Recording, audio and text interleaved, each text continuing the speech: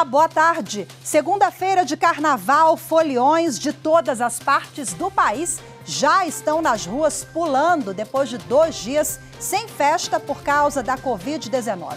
É carnaval, mas nem tudo é permitido.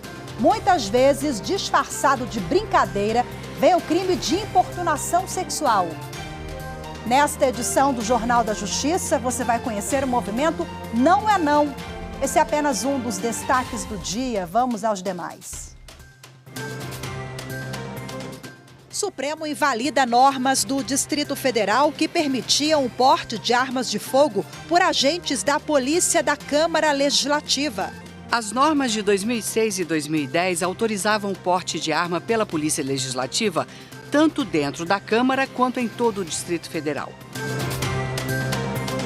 STF determina que vereador Carlos Bolsonaro volte a ser julgado por difamação contra o PSOL. A determinação é do ministro Gilmar Mendes, que anulou a decisão da Justiça do Rio de Janeiro. E ainda, Grupo de Monitoramento e Fiscalização do Sistema Carcerário de Mato Grosso inspeciona a cadeia pública de Mirassol do Oeste, que desenvolve atividades de ressocialização.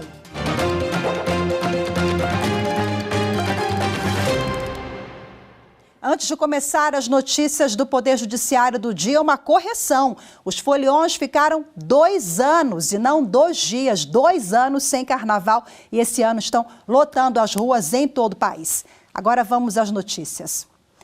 O Supremo Tribunal Federal invalidou normas do Distrito Federal que permitiam o porte de armas de fogo por agentes da Polícia da Câmara Legislativa. O julgamento foi no plenário virtual e terminou na noite de sexta-feira. Os detalhes da decisão você acompanha com Viviane Novaes. As normas de 2006 e 2010 autorizavam o porte de arma pela Polícia Legislativa, tanto dentro da Câmara quanto em todo o Distrito Federal. O Procurador-Geral da República entrou com uma ação no Supremo contra essas regras. Augusto Aras alegou que, segundo a Constituição, a União tem competência privativa para autorizar e fiscalizar a produção e o comércio de material bélico. Também lembrou que o Estatuto do Desarmamento autoriza o porte de arma apenas a policiais da Câmara dos Deputados e do Senado Federal. O relator do caso, o ministro Gilmar Mendes, julgou o pedido da PGR procedente e invalidou as normas do Distrito Federal. No voto, o relator também ressaltou que não há espaço legislativo para que o Distrito Federal atue em assunto de competência complementar ou suplementar, agindo de forma inconstitucional. O ministro ainda destacou que, em outras ações, o STF julgou que só a União pode autorizar o porte de arma de fogo. Todos os ministros acompanharam o relator.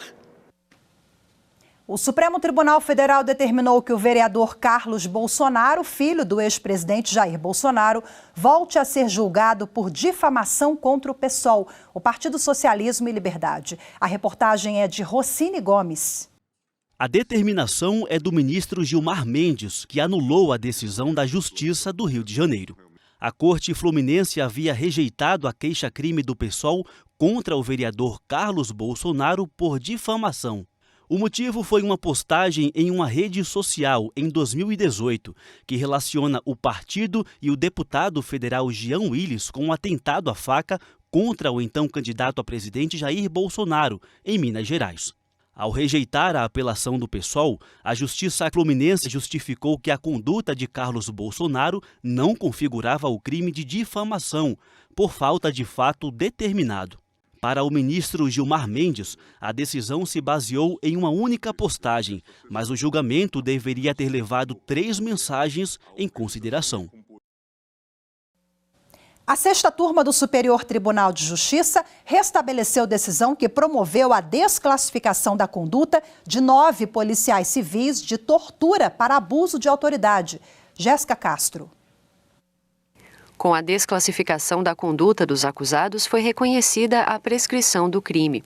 A maioria dos ministros da 6ª turma se baseou na jurisprudência do STJ, segundo a qual, no ato de recebimento da denúncia, a Justiça pode alterar, em caráter excepcional, a tipificação da peça acusatória, caso isso represente algum benefício para o réu. Segundo o processo, durante revista no interior de uma cadeia, 9 policiais civis apreenderam objetos como celulares e porções de drogas.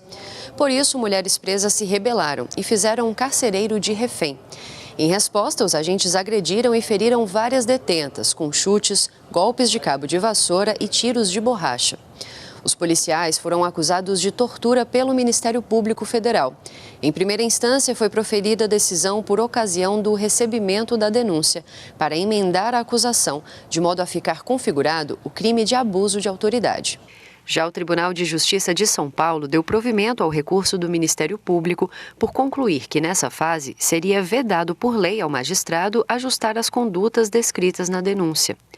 No STJ, o ministro Rogério Schietti Cruz, cujo voto prevaleceu no julgamento, destacou que a narrativa da acusação apresentada pelo Ministério Público não descreve de modo expresso o intenso sofrimento físico e o objetivo de aplicar castigo pessoal contra as vítimas, circunstâncias necessárias para a configuração do crime de tortura. Assim, o ministro entendeu ser cabível a desclassificação da conduta no recebimento da denúncia, pois permitiria a obtenção de benefícios pelos réus. A sexta turma, então, deu provimento ao recurso especial dos policiais para restabelecer a decisão de primeira instância que desclassificou de tortura para abuso de autoridade a conduta caracterizada na denúncia contra os agentes. A edição de número 62 do podcast Supremo na Semana mostra que o STF considerou inconstitucional a vinculação automática entre a remuneração dos conselheiros do Tribunal de Contas do município de São Paulo e a dos desembargadores do Tribunal de Justiça Estadual. A reportagem é de Viviane Novaes. O podcast relembrou o julgamento no plenário que discutiu se poderia haver equiparação dos salários dos desembargadores do Tribunal de Justiça do Estado de São Paulo com os conselheiros do Tribunal de Contas do município.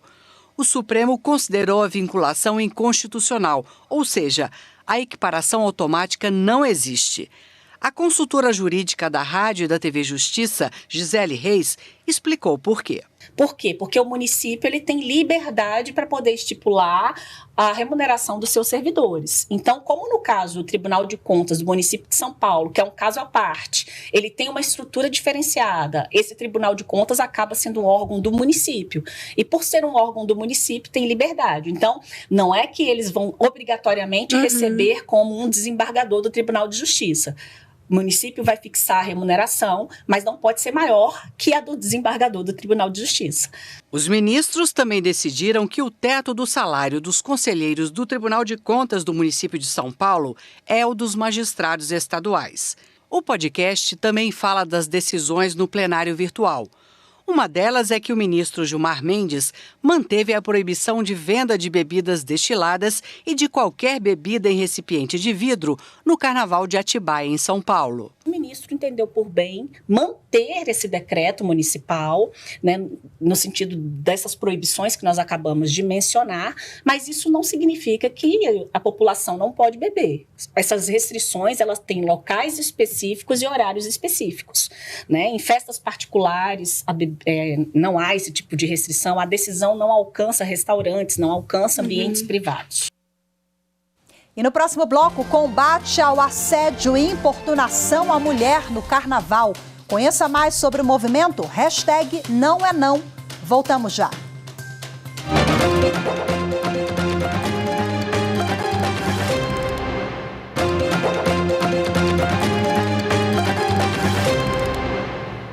A cada 10 minutos, uma mulher é estuprada no Brasil. Os dados são do Fórum Brasileiro de Segurança Pública. Em 2022, o número de casos aumentou 3,7%. Neste carnaval, uma campanha tenta evitar novos casos. Acompanhe mais detalhes com a repórter Carolina Chaves. O período é de festa, mas nem tudo é permitido. O que pode parecer uma brincadeira muitas vezes é crime. Uma cantada exagerada, passar a mão onde não deve, são atos que caracterizam a importunação sexual. O crime pode ser punido com pena de 1 a 5 anos de prisão. No Rio de Janeiro, desde 2017, o movimento Não é Não realiza campanhas de conscientização e de alerta sobre as inúmeras formas de importunação à mulher. Uma das fundadoras do grupo, Júlia Paruker, explica que o movimento se fez necessário diante de tantas violações.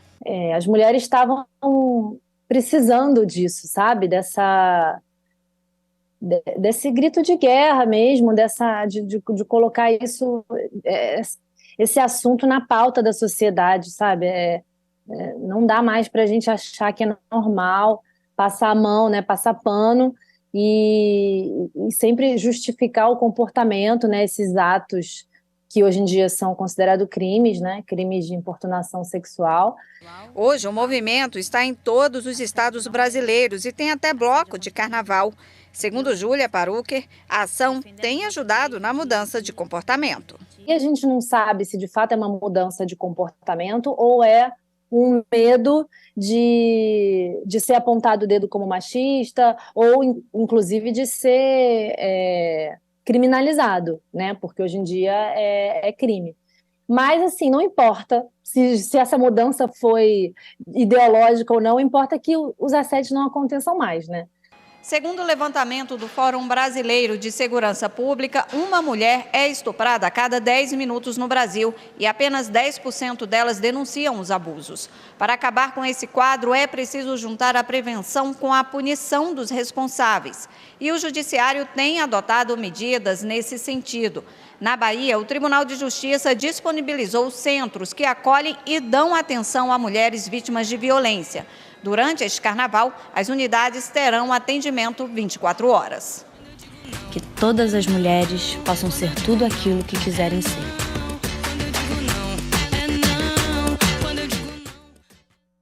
E ainda sobre o assunto, a repórter Carolina Chaves conversou com a delegada-chefe da Delegacia Especial de Repressão aos Crimes de Discriminação Racial, Religiosa ou por Orientação Sexual, a Cíntia Cristina de Carvalho e Silva. Vamos acompanhar agora. Nesse período, né, de carnaval, quais os crimes mais comuns cometidos, né? Não só contra as mulheres, a gente tem que lembrar também que tem as pessoas trans, gays, tem outras pessoas também que estão mais vulneráveis neste período do ano. Os crimes mais cometidos são crimes patrimoniais e também relacionados à dignidade sexual.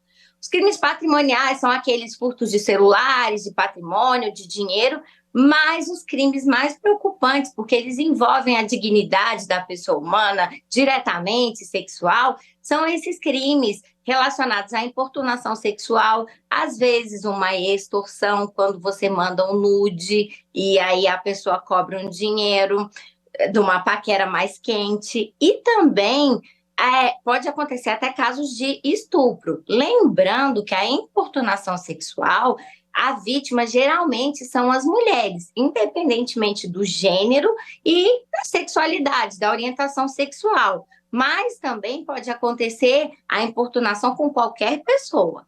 Doutora, vamos lembrar aqui a diferença entre o assédio sexual e a importunação sexual, né? Como é que a gente diferencia isso aí? Como identificar esses crimes? A palavra assédio sexual, ela é muito comum no nosso imaginário, que assédio sexual seria o crime de importunação sexual. Na verdade, pessoal, assédio sexual, ele só acontece em um contexto de hierarquia num cargo ou uma função de trabalho. O chefe, ele quer algum favorecimento do funcionário que está numa hierarquia abaixo, e aí ele usa desses preceitos em razão sexuais para conseguir alguma vantagem. No carnaval, pessoal, o crime é de importunação sexual, tá bom? Doutora Cíntia, qual a pena para quem comete importunação sexual? Bom, a pena do crime de importunação, ela vai de 1 a 5 anos de reclusão. E por que essa pena é interessante? Porque ela veio resolver um grande problema que a gente tinha na legislação. Ou nada acontecia, que era uma contravenção penal, ou acontecia da pessoa ser presa por estupro, que é a prática de qualquer ato libidinoso. E a pena do estupro é de 6 a 12 anos. Agora, importunação sexual da cadeia, você pode ser sim preso em flagrante. Mas e aí, o que é importunação sexual? É você, de qualquer maneira, importunar sexualmente alguém. Mas importunar como? Você encosta na pessoa, você vem com uma cantada mais quente, mais desrespeitosa, de forma a você molestar essa pessoa fisicamente. Mas se você também abaixar suas partes íntimas, mostrar aquela lascívia sexual para a pessoa, isso também pode caracterizar a importunação sexual. E para provar que foi vítima de importunação sexual, doutora, não precisa de testemunha não, né? Como é que funciona aí para provar e punir e acabar com aquele problema ali na hora e resolver aquilo? A gente vai precisar de provas. E as provas, elas são as mais diversas possíveis no direito. E se você está ali no bloquinho de carnaval, aconteceu aquilo, você já demonstra logo que você não gostou. Porque a gente tem uma campanha do não é não. E se você começa com uma paquera, a pessoa precisa entender a sua comunicação. Então, se você fica em silêncio, muitas vezes você dá a entender para a pessoa que é uma autorização. Então, seja bem clara. Não é não, não gostei. Por favor, pare. E aí a pessoa, se ela continuar, eu sugiro que você procure alguém que esteja perto. Olha, tá vendo? Olha o que ele está fazendo. Chame a polícia militar, a polícia civil, que vai estar entre os bloquinhos, e vá até a delegacia, sim. Mas esse crime depende da representação da vítima. Então, quem aqui nesse crime é importante é a vítima. É ela que vai se sentir confortável ou não de buscar uma ajuda do Estado. Doutora Cíntia, é bom a gente lembrar que nesse período, né, de carnaval, de feriado, a justiça não para. Ela funciona em esquema de plantão, a delegacia também deve procurar ajuda. Agora eu queria perguntar para a senhora, nesses casos de importunação sexual, tem alguma coisa a ver? É possível conseguir uma medida protetiva de urgência ou não? Só vale para casos de violência doméstica? As medidas protetivas de urgência, elas são direcionadas aos casos de violência doméstica. Por quê? Porque elas estão previstas na Lei 11.340, que é a famosa Lei Maria da Penha. Então, naqueles casos, essas medidas, elas são direcionadas não apenas para relacionamentos afetivos, mas também para relacionamentos familiares. Então, o que acontece? Mas então no carnaval não tem nada a ver medida protetiva de urgência? Não, peraí. Se foi o seu namorado, ou se foi seu marido, ou se foi seu companheiro, e a Lei Maria da Penha aplica tanto para mulheres cis, quanto mulheres trans, quanto mulheres lésbicas, mas aplicam apenas para mulheres. Então, se foi qualquer companheiro que causou esse sofrimento de uma importunação sexual, você disse não e ele insistiu, aí sim cabe medidas protetivas de urgência. Ok, doutora. Muito obrigada mais uma vez pela participação. Eu que agradeço e conte com a gente sempre. A seguir, Grupo de Monitoramento e Fiscalização do Sistema Carcerário Socioeducativo de Mato Grosso inspeciona a cadeia pública de Mirassol do Oeste. Os detalhes já já.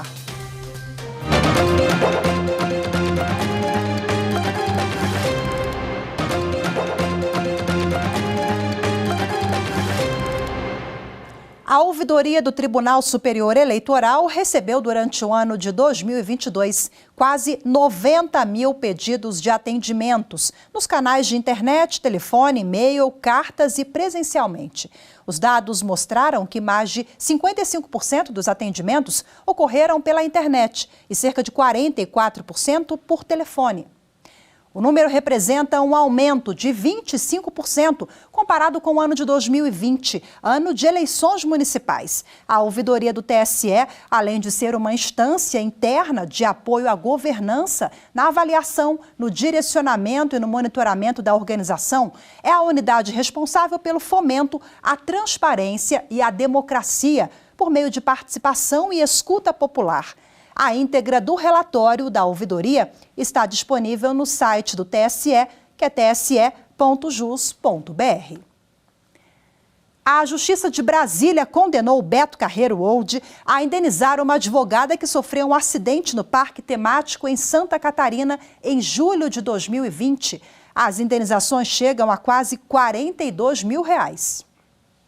A mulher sofreu um acidente quando corria de kart. Para não bater no veículo da frente, ela desviou para a lateral de proteção, mas os pneus desse cordão de isolamento estavam soltos quando atingiu a mureta de concreto. A advogada sofreu fraturas na perna. Ao acionar a justiça, contou que após a cirurgia só teve autorização médica para voltar para casa e viajar 17 dias depois do acidente, o que levou a gastos com hospedagem, alimentação, passagem, transporte dela e da acompanhante, além dos medicamentos, equipamento ortopédico, material para curativo, consultas médicas, de fisioterapia, entre outras despesas. Apesar de todo o tratamento, ficou com sequelas, dificuldade ao andar e dano estético. Na decisão, o juiz substituto da 9ª Vara Civil de Brasília destacou: ao revés, a disposição dos empreendimentos e o nome por eles adotados, Beto Carreiro World e Beto Carreiro Kartódromo Internacional, incute no consumidor a estreita vinculação das atividades, sendo certo que o consumidor procura o kartódromo por conta do parque, e não o contrário. Assim, inequívoca a responsabilidade do requerido pelos danos experimentados pelo consumidor nas dependências do seu espaço, locado ao kartódromo. No caso, nem a perícia nem a prova oral foram capazes de demonstrar a culpa exclusiva da autora ou de terceiros.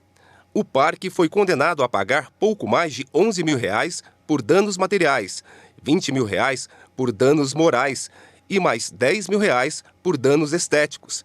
A decisão cabe recurso. O Grupo de Monitoramento e Fiscalização do Sistema Carcerário e Socioeducativo de Mato Grosso realizou uma inspeção na cadeia pública de Mirassol do Oeste. No município, os recuperandos desenvolvem diversas atividades de ressocialização. Acompanhe na reportagem de Geisa de Oliveira. Esta era a realidade do bairro Jardim São Paulo, no município de Mirassol do Oeste. O lugar está ganhando uma cara nova. É que mais de 20 mil peças de blocos de cimento, fabricadas por pessoas que cumprem pena na unidade prisional de Mirassol, estão sendo utilizadas para pavimentação. As obras são executadas pelos próprios recuperandos, um benefício e tanto para os moradores. A ação de melhoria para a cidade é uma parceria entre a Prefeitura e a cadeia pública. O Estado sozinho ele não é capaz de fazer todo o potencial necessário para que uma pessoa saia da vida criminosa. Então a gente precisa de parceria da sociedade, dos empresários, do escritório social, da saúde, da cidadania, para que essa pessoa efetivamente mude o curso da sua vida. As atividades desenvolvidas nas unidades penitenciárias do Estado, como serralheria, horta, entre outras, promovem a ressocialização. Por isso, a comitiva do Grupo de Monitoramento e Fiscalização do Sistema Carcerário e Socioeducativo de Mato Grosso, o GMF, realiza diversas inspeções nos presídios. E em 2023 não está sendo diferente. A cada visita, uma inovação. A cada visita, um estímulo novo. E a gente passa a acreditar que, de fato, as políticas públicas do sistema prisional são aplicadas e está gerando retorno. O nosso reeducando, ele tem que deixar o presídio o mais rapidamente possível, mas deixar de uma maneira em que ele já esteja ressocializado em condições de retornar à sociedade. E isso somente é possível através da educação e do trabalho. Segunda-feira de carnaval, eu te faço uma pergunta agora para você que nos acompanha. Samba combina com direito? Combina sim, viu, gente? A repórter Viviane Novaes apresenta agora um livro com letras de músicas que falam de justiça e de leis. Muitas delas são bem conhecidas do brasileiro. Acompanhe. Eu quero presentear a minha linda donzela. Não é prata nem ouro, é uma coisa bem singela. Vou comprar uma faixa amarela bordada com o nome dela e vou mandar pendurar na entrada da favela. O que o samba tem a ver com justiça? Ele fala muito de justiça, assim como fala quando diz, né? Comigo não violão na cara, que mamãe beijou Zé Ruela nenhum, bota a mão e eu te passo a Maria da Penha. Fala do comportamento e também da consequência. A advogada Carmela Green é uma das autoras e organizadora deste livro, Samba no Pé e Direito na Cabeça. A obra tem letras de samba e artigos jurídicos que falam o que elas querem dizer. Muitas vezes as pessoas veem o samba com um aspecto lúdico, do entretenimento, mas ele tem o principal papel, que é trazer uma reflexão crítica sobre o momento que a gente vive. Tanto é que ele fala, né, se vai falar sobre política, meu irmão, se liga no que eu vou lhe dizer, hoje ele pede o seu voto e amanhã manda a polícia lhe bater, né, ou lhe prender. Então esse é um exemplo das consequências e até da filosofia que a gente fala das consequências de quem muitas vezes promete e não cumpre no âmbito da política, né?